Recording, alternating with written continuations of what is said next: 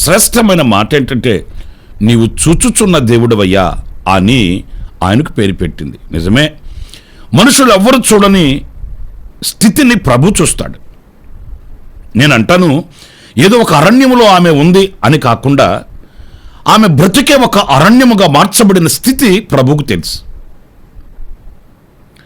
ఏ తోడు నీడ లేని ఒంటరితనం ప్రభువుకు తెలుసు. ఏ ఆదరాభిమానాలు లేని అభాగ్యురాలుగా నిలిచిన స్థితి ప్రభువుకు తెలుసు. ప్రియులారా, ఆయన మనల్ని చూచే దేవుడు. అంటే మన అంతరంగాన్ని చూస్తాడు. ఆయన దృష్టి మన మీద సాలిస్తాడు. మనం ఏ స్థితిలో ఉన్నామో అనేది ఆయన చూచుచూ ఉన్న దేవుడు. ఒకవేళ ఈ రోజున ఈ మాటలు వింటున్న నీవు ఏ స్థితిలో ఉన్నావు నాకు తెలియకపోవచ్చు, కానీ సర్వశక్తి కలిగిన దేవునికి సమస్తం తెలుసు. ఆయన చూస్తున్నవాడండి, చూస్తున్నవాడు.